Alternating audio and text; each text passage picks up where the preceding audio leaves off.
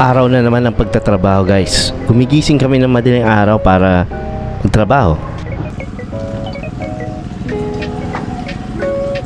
Una muna, bumibili muna kami ng makakain namin.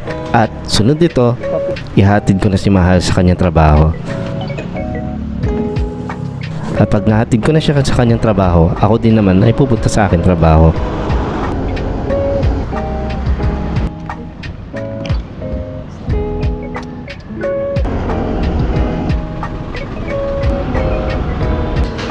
Thank you. Isa nga pala akong CAD operator sa isang project-based company dito sa Makati. Medyo matagal na rin ako dito, guys. At isa akong CSA CAD operator. Ibig sabihin, lahat ng structural at architectural na involved ay pinapagawa sa akin, like shop drawings and as-built drawings. Ngayon, nag-iikot-ikot ako kung anong kailangan i-shop drawing sa site. At makita na rin kung ano yung mga natatapos na.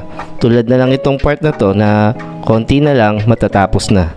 10 taong ko lang ginagawa itong trabaho na to. Unang trabaho ko sa Saudi sa isang petrochemical plant. Tapos sumunod doon sa isang architectural firm na dito na nakabase sa Pilipinas. Sunod-sunod na rin.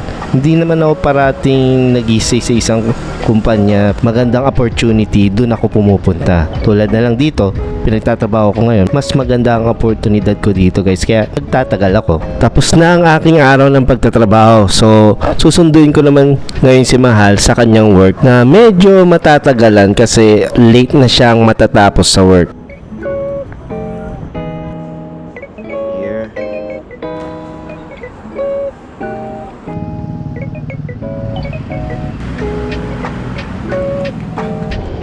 Medyo nagutom kami, guys, so pupunta kami sa favorite spot namin kung saan masarap yung bulalo. Wala pa yung bulalo. Makakain na. Salamat.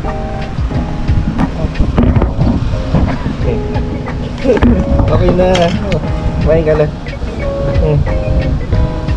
So ngayon, guys, natapos na ang buong araw namin. So ulitin namin ulit to, guys. So kita-kits na lang, guys, sa susunod.